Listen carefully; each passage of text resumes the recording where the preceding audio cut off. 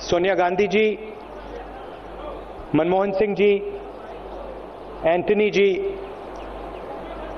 P Chidambaram ji, Gowda ji, Venugopal ji, all my Congress colleagues, general secretaries,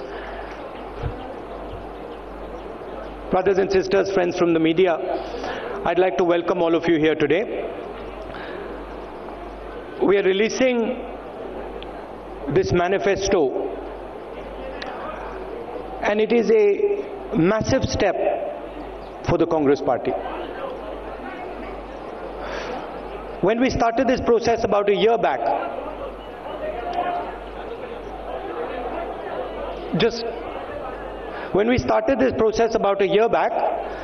I spoke to Mr. Chidambaram, Mr. Gowda, and I gave them two instructions. I said this is not to be a manifesto made in closed rooms. I understand that the Congress party has a lot of expertise, but this manifesto should reflect the wishes of the people of India. That was the first point. And the second point I said was whatever is going to be in this manifesto has to be truthful. I do not want a single thing in this manifesto that is a lie, because we have been hearing large numbers of lies spoken every day by our Prime Minister. So I'm happy to say that after over a year of work, they have delivered on both those promises. They have delivered the voice of the people, and I know that because the moment we speak about things that are in the manifesto, there is an immediate resonance from the people. तो जब हम इसके बारे में बोलते हैं, जब हम न्याय के बारे में बोलते हैं, जनता से एक रिस्पॉन्स मिलता है. तो ये काफी अच्छी तरीके से हमारी मैनिफेस्टो कमेटी ने काम किया है. तो मैं चिदम्बरम जी का, गाउडा जी का और हमारी बाकी टीम का धन्यवाद करना चाहता हूं. मनमोहन सिंह जी ने अपनी एक्सपर्टीज दी, मैनिफेस्टो को एसेस किया, वेट किया. एंटनी जी ने अपना एक्सपीरियंस दिया, तो उनका भी मैं धन्यवाद करना चाहता हूं. और सोनिया जी ने भी अपने विचार मैनिफेस्टो पे हमें दिए, तो सबका मैं धन्यवाद करना चाहता हूं. देखिए, मैनिफेस्टो में 5 बड़े आइडिया हैं. हमारा हाथ का सिंबल है और 5 हमारे मेन थीम्स हैं. सबसे पहला थीम न्याय का थीम. प्रधानमंत्री ने कहा कि 15 लाख रुपए हर बैंक अकाउंट में डालेंगे, और वो झूठ था. पूरा देश जानता है कि वो झूठ था. हमने उनकी बात पकड़ी और मैंने मैनिफेस्टो कमेटी से पूछा और कहा कि सच्चाई निकाल के हमें दीजिए.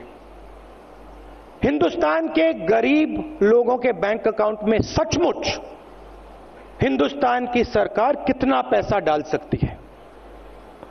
और एक नंबर दिया उन्होंने मुझे, 72,000 रुपए हर साल. गरीबी पर वार 72,000. और यह कांग्रेस पार्टी की पहली गारंटी है कि हिंदुस्तान के 20% सबसे गरीब परिवारों को हर महीने उनके बैंक अकाउंट में कांग्रेस पार्टी की सरकार डायरेक्ट पैसा डालेगी. एक साल में 72,000, 5 साल में 3,60,000. इससे 2 काम होंगे. पहला काम, गरीबों के जेब में पैसा जाएगा, किसानों के जेब में डायरेक्ट पैसा जाएगा, पहली बार. और दूसरा काम, जो नरेंद्र मोदी जी ने नोटबंदी करके, जीएसटी करके हिंदुस्तान की अर्थव्यवस्था की धज्जियां उड़ा दी हैं, जैम कर दी पूरी अर्थव्यवस्था को, वो अर्थव्यवस्था एक बार फिर जंप स्टार्ट होकर चालू हो जाएगी. तो ये हमारा पहला कदम, न्याय का कदम. दूसरा, चिदम्बरम जी ने कहा सबसे बड़े 2 मुद्दे हैं, रोजगार और किसान. देश में युवाओं को रोजगार नहीं मिल रहा है. नरेंद्र मोदी ने 2 करोड़ की बात की, झूठ. मैंने इस मामले में भी मैनिफेस्टो कमेटी से कहा मुझे आप सच्चाई बताइए. सच्चाई क्या है? 2 करोड़ नहीं किए जा सकते तो आप मुझे बताइए सच्चाई क्या है? मैं सच्चाई बोलना चाहता हूं और सच्चाई बड़ी क्लियर है। 22 लाख सरकारी रोजगार खाली पड़े हैं, उनको कांग्रेस पार्टी मार्च 2020 तक भर के दे देगी। 10 लाख युवाओं को ग्राम पंचायतों में रोजगार दिया जा सकता है। उन 10 लाख युवाओं को कांग्रेस पार्टी ग्राम पंचायतों में रोजगार दे देगी। एंटरप्रेन्योर्स के लिए आज अगर आप एंटरप्रेन्योरशिप करना चाहते हैं, मेक इन इंडिया की दुनिया में आप बिजनेस खोलना चाहते हैं, अलग अलग डिपार्टमेंट से आपको परमिशन लेनी पड़ती है, रिश्वत देनी पड़ती है।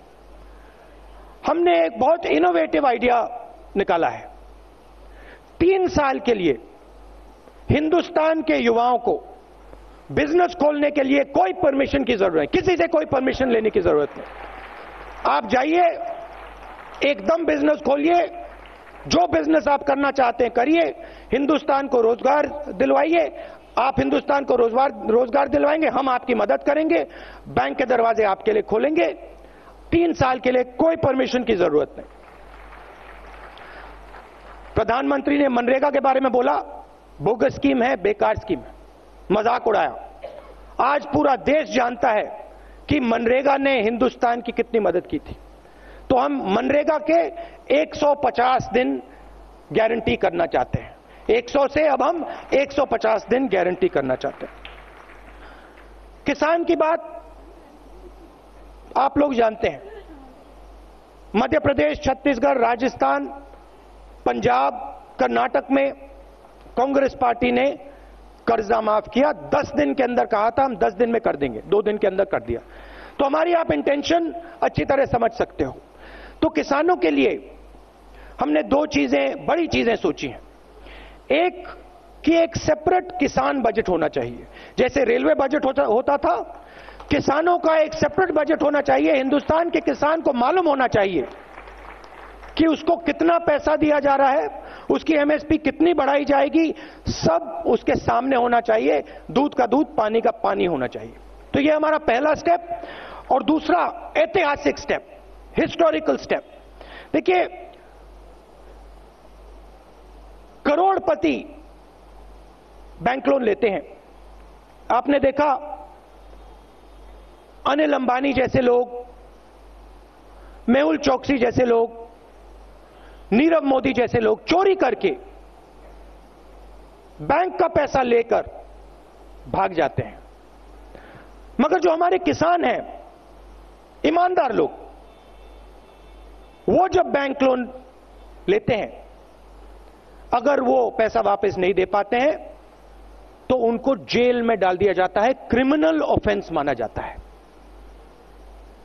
हमने निर्णय लिया है कि उसको अब हम क्रिमिनल ऑफेंस ना माने। अगर किसान कर्जा ना दे पाए तो वो क्रिमिनल ऑफेंस ना हो, वो सिविल ऑफेंस हो। तो यह भी एक बहुत ऐतिहासिक निर्णय है। शिक्षा और स्वास्थ्य हिंदुस्तान के भविष्य के लिए बहुत जरूरी है। शिक्षा में हमने निर्णय लिया है कि जीडीपी का 6% पैसा, 6% पैसा हिंदुस्तान की शिक्षा में दिया जाए। यूनिवर्सिटीज, कॉलेजेस, आईआईटीज, आईआईएम, हमारे जो बेहतर सबसे टॉप क्वालिटी के इंस्टीट्यूशंस हैं, हम उनको सब जगह, सब लोगों के लिए एक्सेसिबल बनाना चाहते हैं। तो एजुकेशन के लिए हमारा 6% बजट का टारगेट है। नरेंद्र मोदी जी की सरकार ने उसको रिड्यूस किया है, यूपीए के समय से रिड्यूस किया है।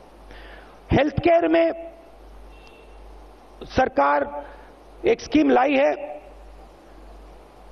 बेसिकली स्कीम का लक्ष्य हिंदुस्तान की जनता से पैसा लेकर 10-15 उद्योगपतियों को इंश्योरेंस के माध्यम से उनके जेब में पैसा डालना। तो हम insurance, private insurance based health care पर भरोसा नहीं करते हैं। हम सरकारी अस्पतालों को, सरकारी पब्लिक हेल्थ को मजबूत करने का काम करेंगे। और हमारा फोकस होगा कि गरीब से गरीब व्यक्ति को हाई क्वालिटी अस्पताल की एक्सेस हो, हाई क्वालिटी इलाज की एक्सेस हो। तो ये हमारे 5 फोकस एरियाज होंगे। नेशनल सिक्योरिटी और इंटरनल सिक्योरिटी की आप जानते हैं, कांग्रेस पार्टी का आपको रिकॉर्ड मालूम है।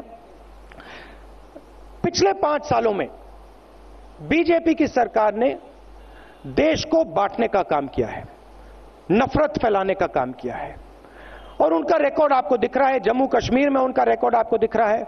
आतंकवाद के जो कैजुअलिटीज हैं वो बढ़ती जा रही हैं।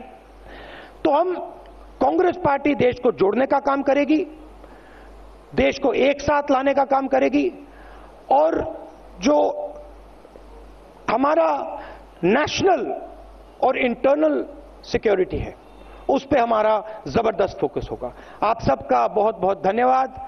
Thank you. जय हिंद।